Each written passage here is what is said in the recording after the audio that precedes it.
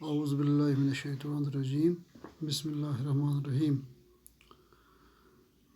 آج کا موضوع ہے غالب کے سوالات کے جوابات اور فانی بدایونی کی غزل کے اشعار کی تشریح۔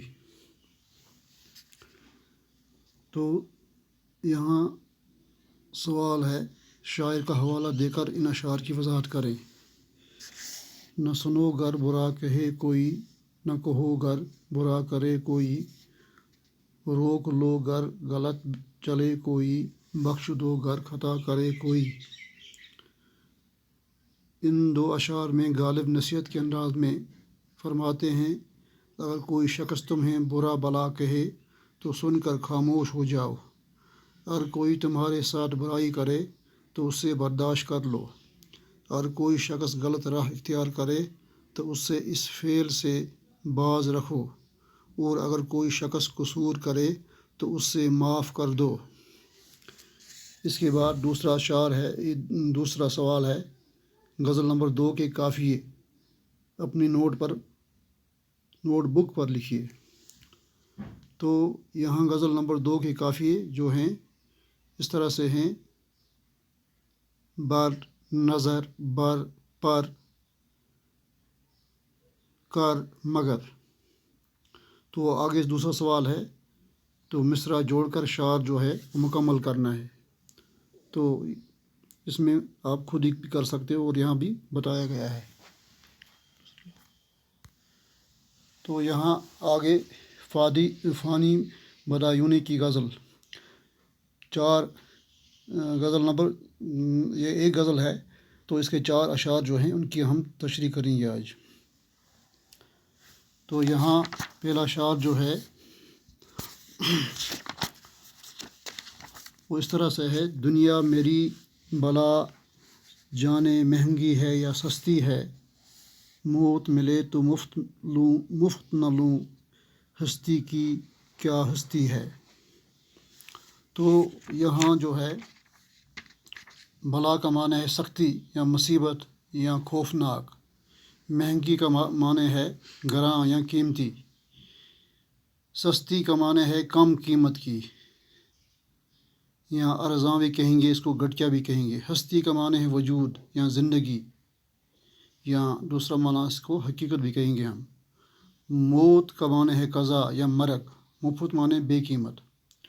تو اس شعر میں فانی کہتے ہیں کہ عام طور پر ہر ایک شخص موت کی شدید خواہش رکھتا ہے، اس طرح زندگی سے بیزاری کا اظہار کرتا رہتا ہے، کیونکہ انسان کی زندگی دکھیوں سے بری ہوتی ہے اور ان دکھوں سے نجات پانے کا ایک ذریعہ ہے اور وہ موت ہے۔ اس لیے مجھے اس بات سے کوئی دلچسپی نہیں ہے کہ دنیا مہنگی ہے یا سستی ہے، میں تو نفع اور نقصان کا قائل ہی نہیں ہوں، مجھے تو مفت کی موت منظور نہیں، زندگی کی تو بات ہی نہیں۔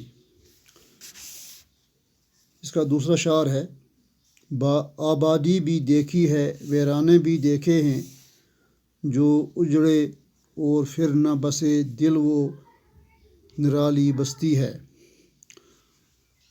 تو یہاں آبادی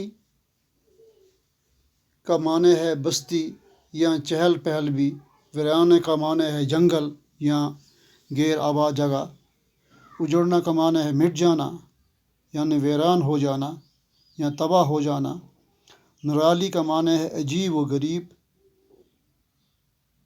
یا سب سے جدا یا انوکھی، نہ بسے کا معنی ہے آباد نہ ہوئے۔ تو شاعر اس شعر میں کہتے ہیں کہ میں نے ویرانے آباد بھی ہوتے ہوئے دیکھے ہیں اور بستیاں بھی اجڑی ہوئی دیکھی ہیں، حالانکہ اپنے اپنے وقت پر یہ دونوں آباد بھی ہوتے ہیں اور اجڑتے بھی ہیں، لیکن اس کے برعکس دل کی بستی ایک منفرد اور انوکھی بستی ہے، جو اگر ایک بار اجڑ گئی تو دوبارہ آباد نہیں ہوتی ہے۔ مطلب یہ ہے کہ دل کی بستی اگر ایک بار ویران اور تباہ ہو گئی تو اسے دوبارہ بسانا بہت ہی مشکل ہے، کیونکہ یہ دوبارہ بستی نہیں ہے۔ تو شعر نمبر 3 ہے آگے، جان سی شے بک جاتی ہے ایک نظر کے بدلے میں، آگے مرضی گاہک کی ان داموں تو سستی ہے۔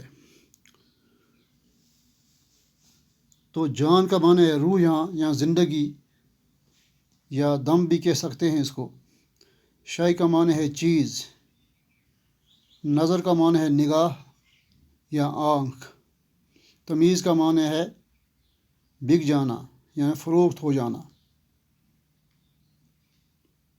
یا قبضے میں آنا، گاہ کا معنی ہے خریدار یا طلبگار، دام کا معنی ہے قیمت، باؤ یا مول۔ اس شعر میں فانی کہتے ہیں،